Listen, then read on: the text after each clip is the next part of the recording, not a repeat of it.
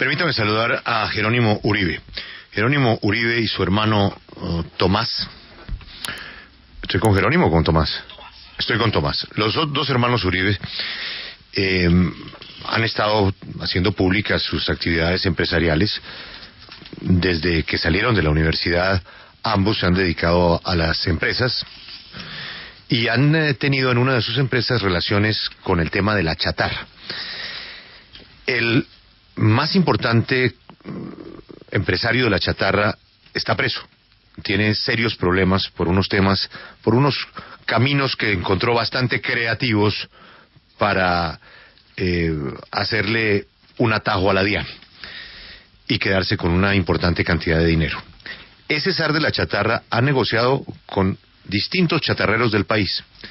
Pues ese señor le ha dicho cosas a la fiscalía que han resultado bastante importantes, y su valoración es que la colaboración, el principio de colaboración del señor le podría representar, si así lo determina el juez, si así lo avala el juez, una rebaja en su pena del 48%. ¿Qué supo la W? Pues que está dando nombres de los empresarios que participaron de esas maneras non santas de arrebatarle dinero al Estado. La W pudo saber que en el caso de Ecoeficiencia y de los hermanos Uribe, le habrían dicho a las autoridades que tuvieron negocios, la palabra que supo Silvia es no transparentes. Ellos, como lo explicamos ayer, voluntariamente se fueron a la fiscalía a presentar sus papeles. Ellos le pidieron a la DIAN que auditaran sus cuentas con el señor. La DIAN las auditó y las encontró ajustadas. Entregaron todos sus documentos en la fiscalía voluntariamente. Pero como ha seguido ese fantasma de que algo puede pasar con ellos, hicieron algo más. Contrataron a la empresa Kroll en los Estados Unidos para que auditara todo el negocio. Y todo ese informe que ellos pagaron también, no sé si ya lo entregaron o lo van a entregar a la fiscalía. Pero las informaciones que hemos tenido de la importante colaboración del señor zar de la chatarra es que podrían verse salpicados. Tomás nos atiende a esta hora en la W. Tomás, muy buenos días. Julio, buenos días. Cordial saludo para usted y sus colegas en la mesa de trabajo. Y nosotros llevamos 15 años haciendo empresa, Julio. Lo hemos hecho de manera honorable y transparente, y por eso nunca hemos rehuido ninguna responsabilidad frente a la ciudadanía, y atendemos esta invitación suya y de su equipo de trabajo para conversar sobre este tema y cualquier otro que ustedes quieran tocar. Gracias. Pues Tomás, tal vez de la manera más sencilla, ¿cuál era su negocio con el señor de la chatarra? Julio, nosotros fundamos la empresa Ecoeficiencia hace 13 años. Es una compañía que se dedica al manejo de residuos industriales. Entre los residuos industriales, o entre los residuos en general, una categoría muy importante son los reciclables, que son aquellos que se pueden valorizar, que no se terminan enterrados en un relleno, no terminan quemados, sino que se reincorporan al ciclo productivo. Y dentro de los reciclables está la chatarra, que es todos los residuos del metal. El señor James Arias era el comercializador más grande de residuo metálico en Colombia. Su compañía figuraba en la revista Dinero y en los listados de supersociedades como una de las 100 empresas más grandes de Colombia. Y fue uno de los clientes de nuestra compañía. Con las transacciones entre nuestra compañía y la compañía del señor Arias ascendieron al 2% de los ingresos de nuestra compañía. No era el cliente más grande, no era el cliente más pequeño, pero definitivamente era una empresa de mucha prominencia en el sector y que tenía una actividad que, desde la óptica de una empresa como la nuestra que estaba activa en el sector, era una actividad real, con operaciones reales, y sobre él no pendía ninguna investigación. Tomás, ¿ustedes no creen que es deber de todo empresario conocer el sector, conocer el mercado, pues para determinar la normalidad de las operaciones? Puntualmente le quiero preguntar, ¿ustedes en su empresa no estaban con un sistema llamado SARLAFT que previenen lavado de activos? Porque ahí aparecía reportado James Arias. Mira, varias cosas. Lo primero, Ecoeficiencia fue la primera empresa en Colombia que se certificó bajo las normas ISO 9001 de calidad, ISO 14001 de medio ambiente, OSAS 18001 de seguridad industrial y BASC, que BASC es la norma anticontrabando y antilavado de activos. Segundo, a tu pregunta, el tema de Sarlaft ha venido progresando en Colombia. Nos estamos remontando al año 2010. En ese momento, para las empresas del sector real, no era obligatorio tener Sarlaft. Incluso en este momento de hoy, ni siquiera para todas las empresas, es para las empresas de facturación de más de 100.000 millones de pesos al año, que nosotros pues todavía estamos y estábamos lejos de esa cifra. Sin embargo, para tu pregunta, en el momento en el que nuestra compañía transó con las empresas del señor Arias, él no era una persona investigada, no estaba en la lista, entiendo que hoy ni siquiera está en la lista Clinton, porque a él no le acusan de temas de narcóticos, sino es un tema de fraude a la DIAN. Entonces, creo que sí hicimos la debida diligencia, tomamos el debido cuidado, y como te digo, son transacciones que todas están debidamente soportadas, que fueron todas auditadas por la DIAN, no las objetó, que lo que da fe de la legalidad y legitimidad de esas transacciones. Se conoció esta semana que la Fiscalía le dio a este señor, conocido como el Chatarrero, una reducción del 48% de su pena por la colaboración con las investigaciones, por aportar nombres de con quién había hecho negocios, y en esos nombres está Ecoeficiencia, la empresa de ustedes. Usted dice que en los negocios que ustedes hicieron no hubo nada ilegal. ¿Por qué el Chatarrero entonces dio el nombre de su empresa? ¿Es falsa entonces esa información que está dando el Chatarrero? A mí no me compete hacer juicios ni especulaciones sobre el preacuerdo del señor con la Fiscalía. Yo simplemente quiero relatarles los hechos de lo que nosotros hemos vivido.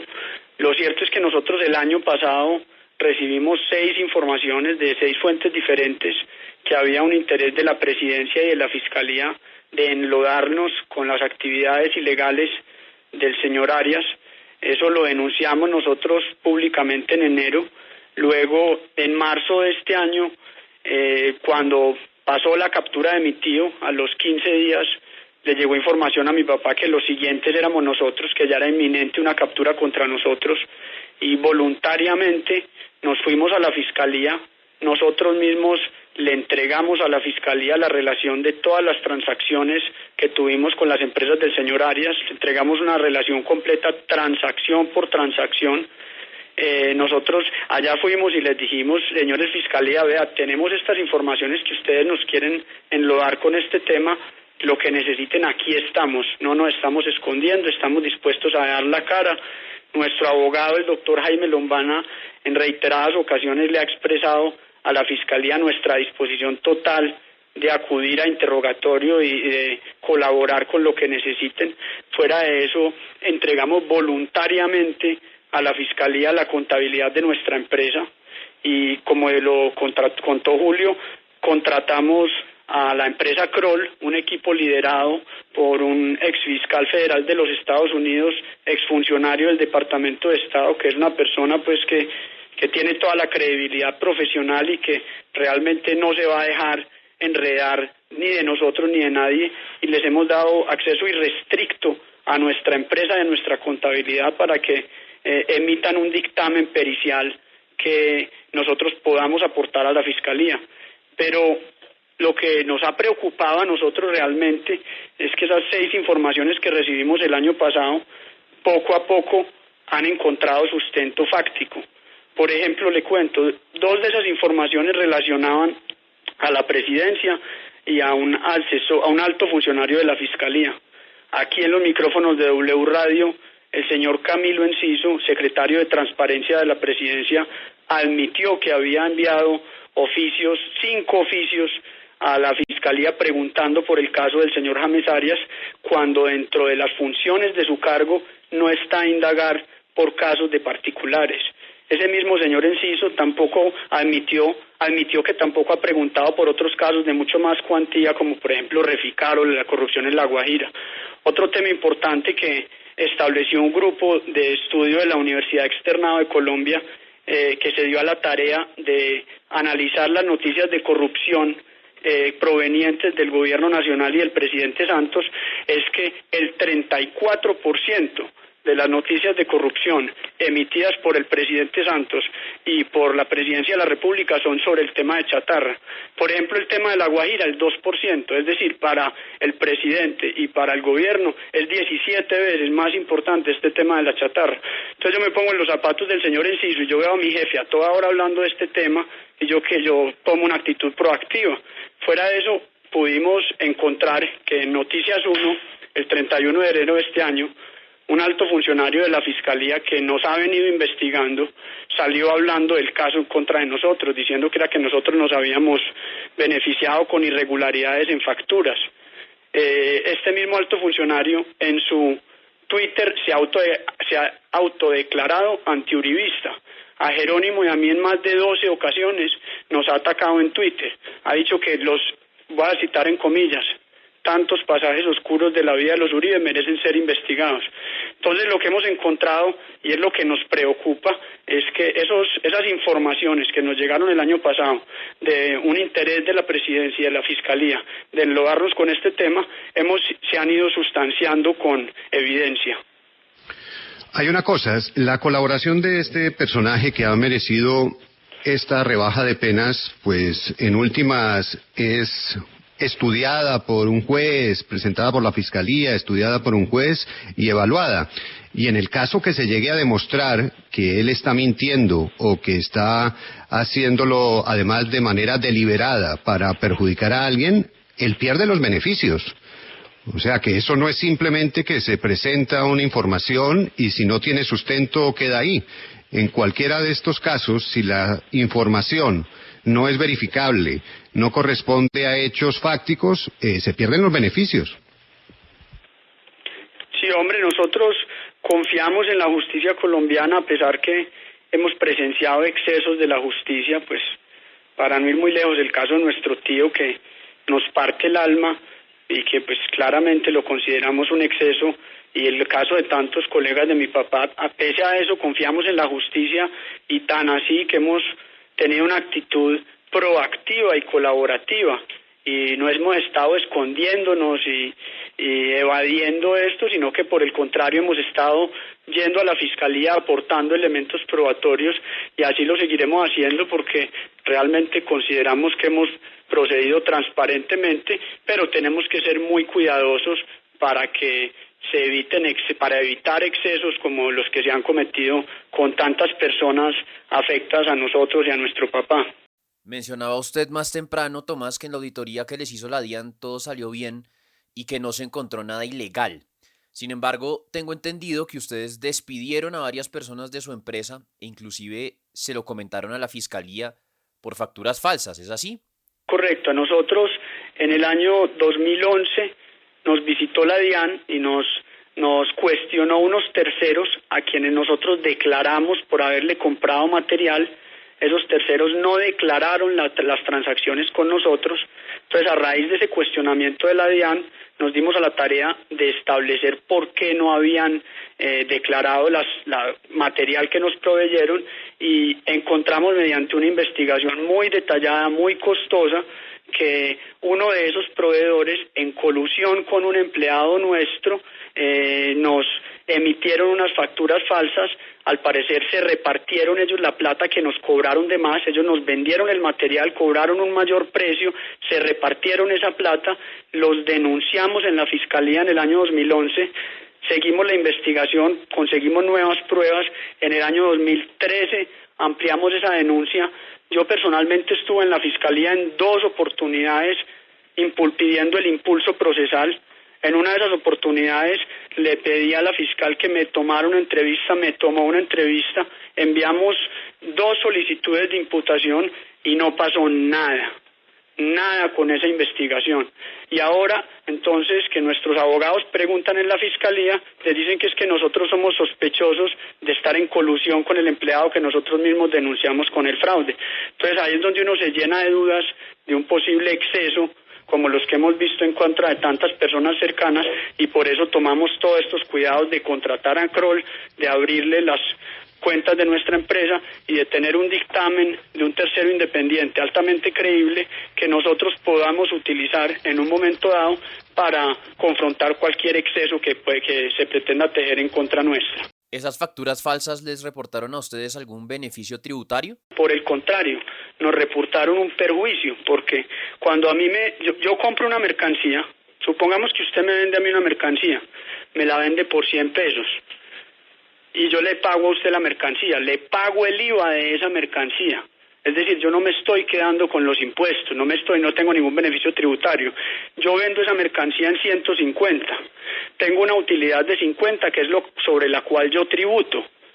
Y entonces después a mí me descuentan, me desconocen ese costo porque la factura es falsa, ya mi utilidad sobre la que tributo no es 50, sino es 150, y por el contrario me toca pagar más impuestos, que es lo que nos pasó a nosotros. Entonces, por el contrario, nosotros fuimos víctimas y perjudicados económicamente de este caso de fraude.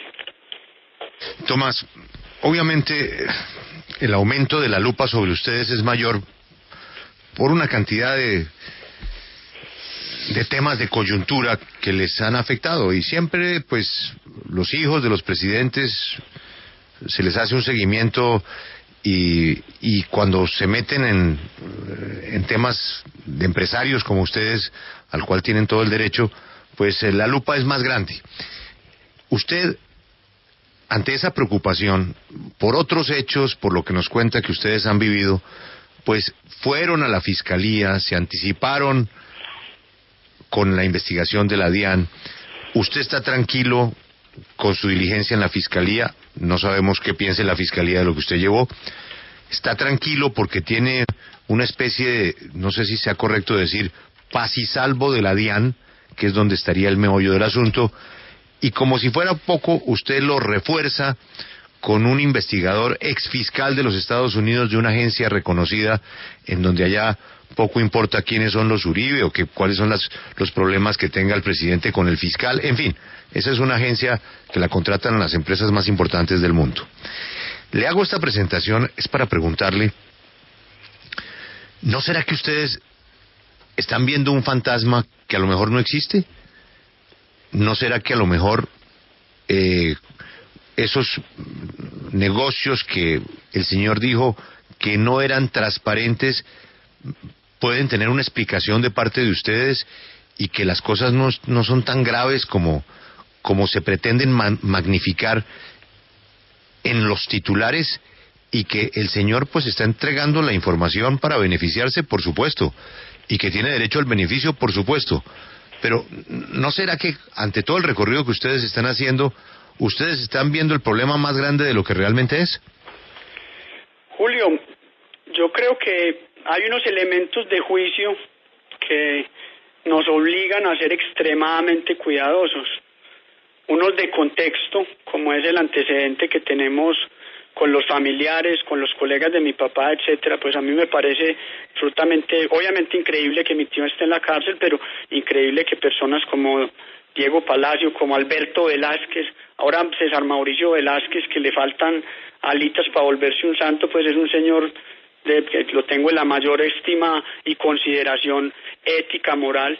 Entonces esos elementos de contexto sumados a unos elementos específicos de este caso, como son los oficios del señor Enciso, como es la insistente presión mediática del señor presidente, como son las declaraciones ilegales del funcionario de la Fiscalía, el señor Iván Lombana, como es su línea de Twitter, donde compara a mi papá con don Berna. Es que el funcionario que nos investigó a nosotros ya había dicho hace 2 años que nosotros merecíamos ser investigados, y fuera de eso dice que me compara a mí, dice que Tomás Uribe o Keiko Fujimori lo peor de los mundos. Entonces uno dice, pues pucha, si este es el señor que me investiga a mí, no siento que yo tenga muchas garantías. ¿Esos comentarios por Twitter los hace el señor siendo fiscal?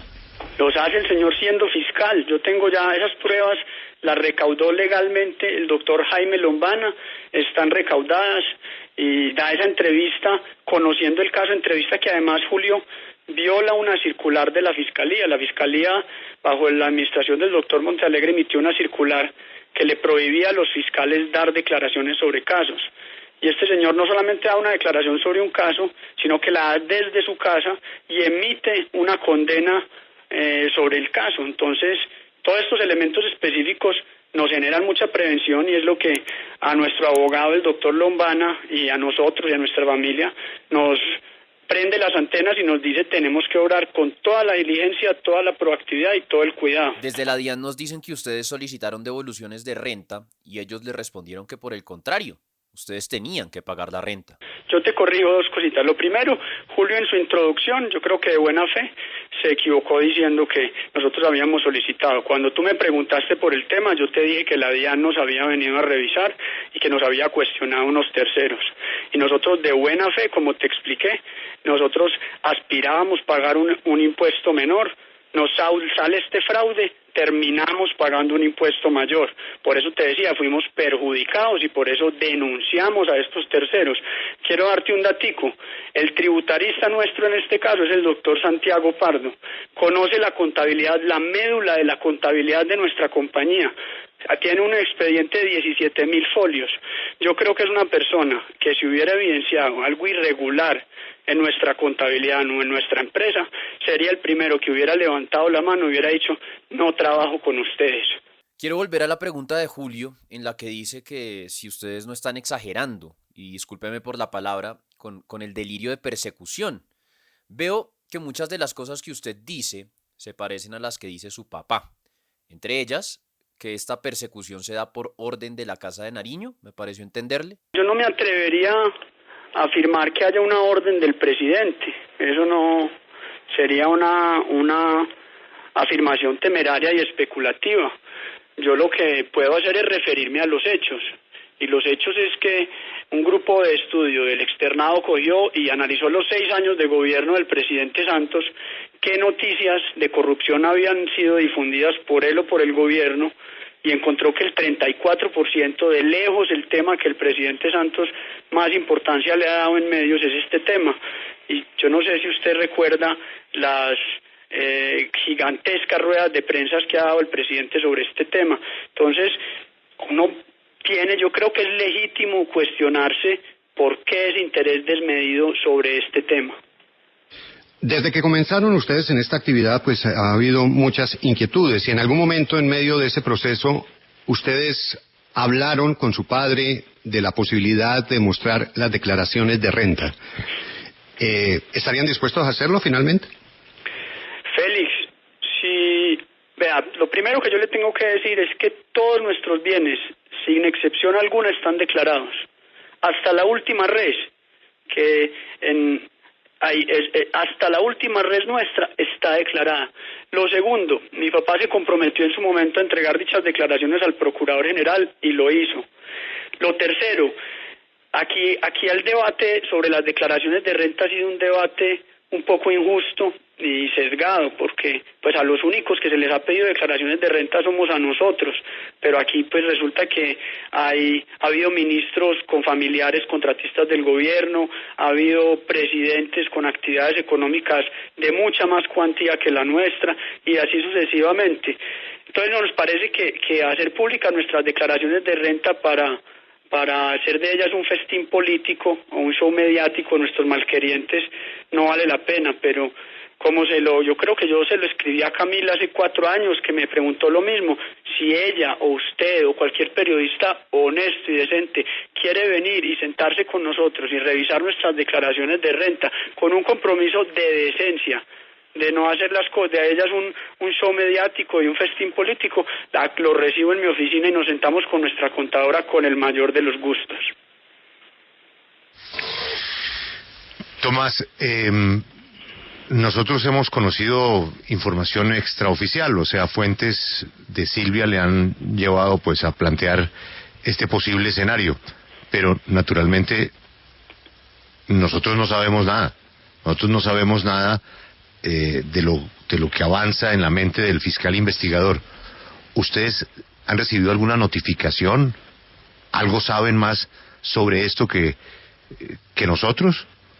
Nada, Julio, no sabemos nada. Nosotros, pues, nuestro abogado es el que está encima del proceso, él es la persona más enterada. Reiteradamente nos ha expresado Jaime Lombana que él confía en la Fiscalía, que esa confianza no se puede traducir con relajación, que tenemos que estar preparados y hacer estas auditorías y tener todo muy ordenado, pero la verdad no tenemos nada más allá de lo que ustedes han comunicado. Nos llega una información y quiero corroborar con usted si es cierta o no. Nos dicen que la papelería de coeficiencia la están cambiando y están llamando a sus empleados a hacer y firmar contratos nuevos con esa papelería. ¿Eso es verdad? Si es verdad, ¿por qué lo están haciendo? No, no es que esté cambiando la papelería. Lo que sucede es que nosotros acabamos de atravesar un proceso de capitalización. Tenemos un nuevo socio y a raíz de ese nuevo socio se está haciendo ese cambio. No es un cambio de papelería, sino es una sustitución patronal, porque en estos procesos de capitalización los nuevos socios no asumen contingencias laborales. Uno como antiguo, como propietario inicial, se queda con todas las contingencias laborales, el nuevo socio no las asume. Vuelvo al tema de las declaraciones de renta. Ustedes se comprometieron públicamente a mostrarlas y demostrar que no se habían enriquecido por cuenta de ser los hijos de su papá, del expresidente Uribe. ¿Por qué ahora dicen que solo las muestran en privado, que un periodista puede ir y verlas, pero no las van a mostrar en público a pesar de que lo prometieron? Mira, nosotros aquí tenemos el link del video donde nos comprometimos a entregarlas al procurador. Si quieres yo te lo mando ya. Y vuelvo y hago la misma de reflexión. Ha habido aquí en Colombia muchos funcionarios con familiares que han sido contratistas del gobierno. Nosotros no hemos contratado con el Estado. Yo puedo decir que yo no he tenido un solo contrato con el Estado. Ningún funcionario público de Colombia puede decir que yo lo he llamado a intrigar favores. Y menos cuando mi papá era presidente. Nosotros teníamos una norma familiar y era kilómetros de lo público. Ningún ministro, ningún viceministro puede decir que yo lo llamé a pedirle favores. Entonces, también hay una cosa que es el honor, y si yo he procedido honorablemente, yo no tengo por qué exponerme a un show. Entonces, vuelvo y te reitero, con mucho gusto te mando el link y cuando tú quieras nos sentamos y te muestro todo. Como tú conociste Coeficiencia, ya te di el show, te abrí nuestro plan estratégico, te dije, mira, esto es lo que facturamos, esto es lo que pretendemos facturar, estas son las iniciativas estratégicas. Le dimos un tour a la planta. Yo creo que tú viste que eso no era una empresa de mentiras, sino que era algo que estábamos construyendo de verdad con esfuerzo y con la añoranza de construir una empresa de verdad, que perdurable en el tiempo. Entonces, cuando uno ha precedido con honorabilidad, con disciplina, con trabajo, pues hombre, eso sí, uno exponerse esos shows de verdad que no es cuestión de transparencia, es cuestión de honor. Tomás, usted acaba de dar un nombre y quisiera confirmarlo. ¿Su tributarista es Santiago Pardo? Es correcto. Tomás, muchas gracias por el tiempo, por las explicaciones y pues esperaremos a que se pronuncie la Fiscalía y que nos cuente cuáles son todas esas informaciones tan valiosas que entregó el llamado zar de la chatarra. Ha sido usted muy amable y gracias nuevamente por estar en la W. A ustedes gracias, Julio, y siempre estaremos prestos a atender cualquier inquietud que tengan sobre nuestro proceder. Muchas gracias.